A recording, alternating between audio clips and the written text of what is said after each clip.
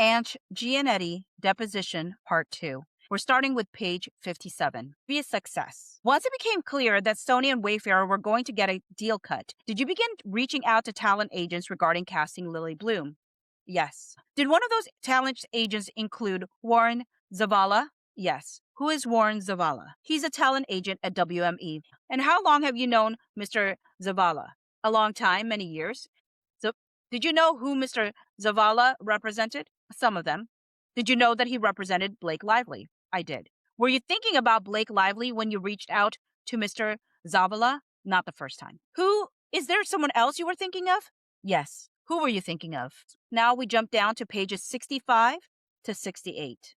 Did you feel that she overall had a positive reputation? I thought so, yeah. And after Miss Lively's casting was announced, was there a big jump in book sales of It Ends With Us? I wouldn't doubt it, but I don't know. Hudson, I'm going to hand you the next exhibit, which will be 5.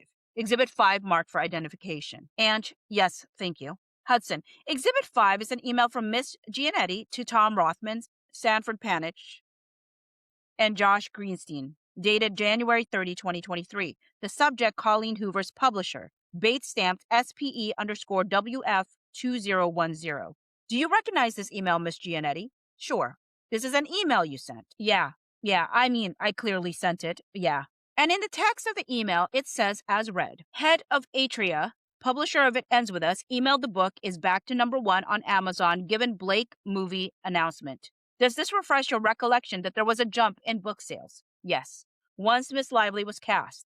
Yes. Hudson, you can set that aside. We've been going for about an hour. Should we take a quick break? And sure. Videographer, the time is 11:08 a.m. off record. Recess. Videographer, the time is 11:26 a.m. We're back on record. Hudson, and I would like to note for the record that we have a new participant on Zoom, Justin Baldoni. Hudson, Miss Giannetti, is it your understanding that when actors are cast for a film, they're provided with a script? Yes.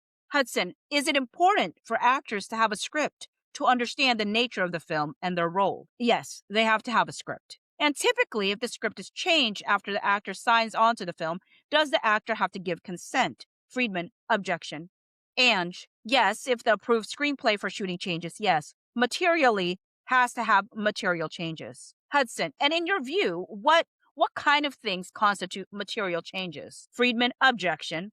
Ange, they have a broken leg. They're a material change to the character, or a material change to the movie it would have to be significant.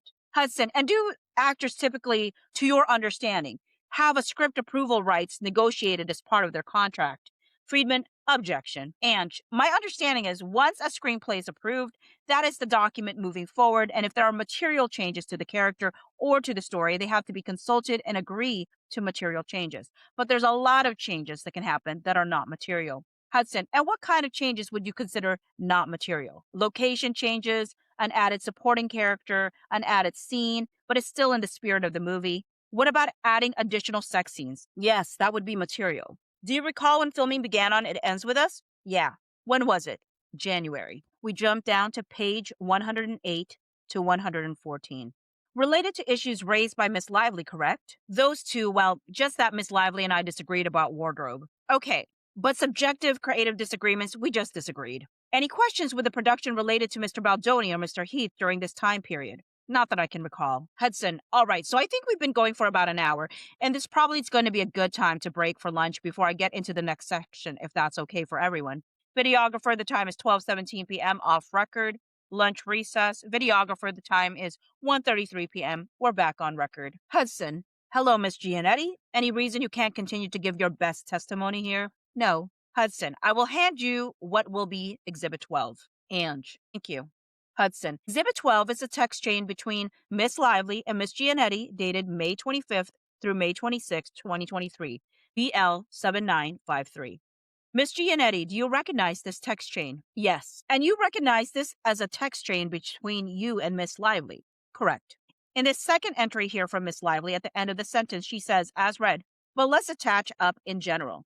Uh-huh. And then you say, as read, I can make any time tomorrow work. Do you see that? I do. And it looks like you play a little phone tag with her for a document. Is that right? It looks like it. And then at the end, you say, as read, I will say what I did want to review, discuss, feels very, very small in light of today's news. I'm so sorry calling you in moments. Do you see that? I do.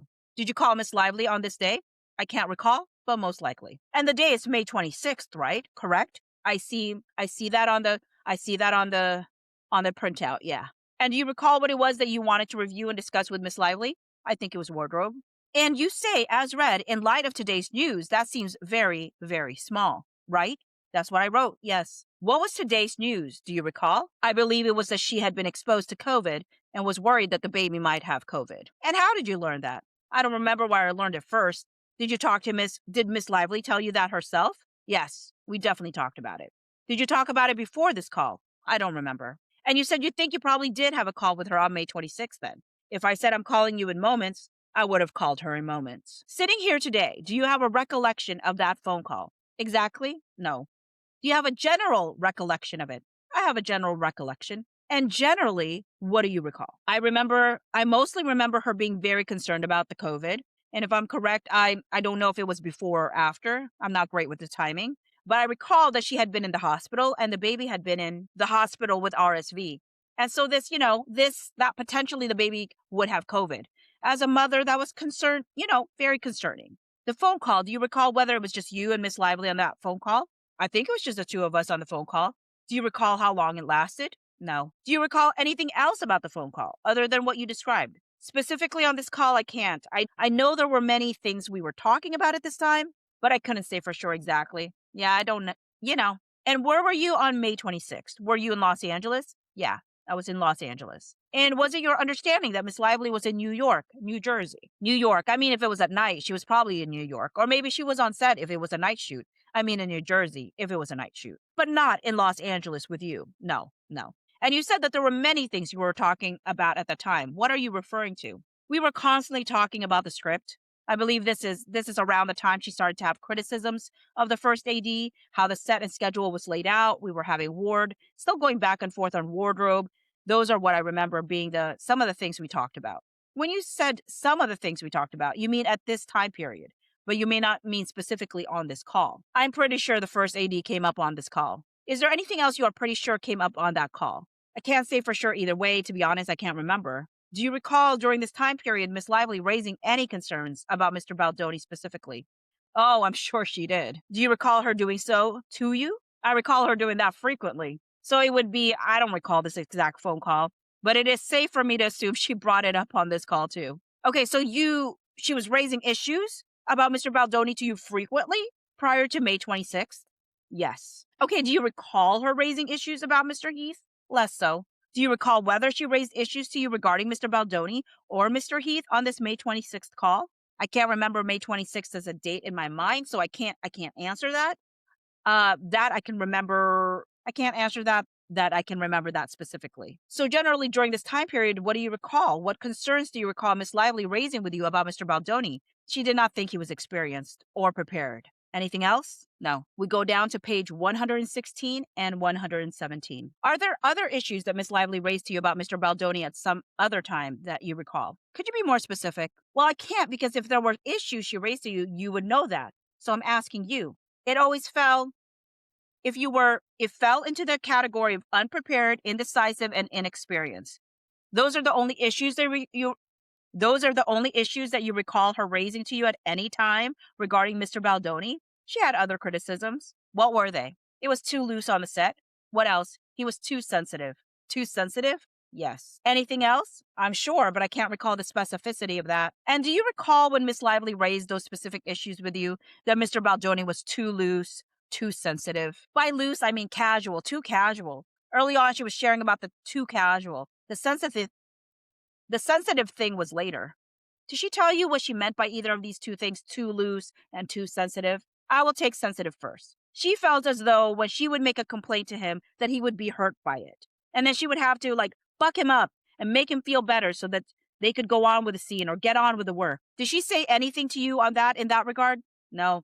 That's what she meant. That's sensitive. I don't know if that's the right word, but that's what she complained about. Did she ever raise any specific incidents with respect to Mr. Baldoni in his behavior towards her to you? It was a lot of that theme. She would have a criticism and he wouldn't take it well. He'd be hurt by it. And then she felt like she had to go in and buck him up. We jump down to page 122. His wife was nude in the video? She could have said that, yeah. Did she ask you to do anything about it? She did not. Did you think you should do anything about it? No, I saw the video. What did you see? I saw a woman in a tub giving birth. What exactly did you see? Was she naked? I knew she was naked. There was water. I don't remember seeing any genitalia. When you say giving birth, did you see a baby crowning? No, I don't remember that. You remember a woman alone in the tub? No, I think someone's behind her, holding her. Do you know well, let me ask you this. How did you see the video? Jamie showed it to me. And how do you know that the video you saw was the same video that Miss Lively saw? I don't. If you would like to go to part 3, just click on the link. If you enjoyed this video, please like and hype. And if you have not yet subscribed to me, please consider doing so. Thank you.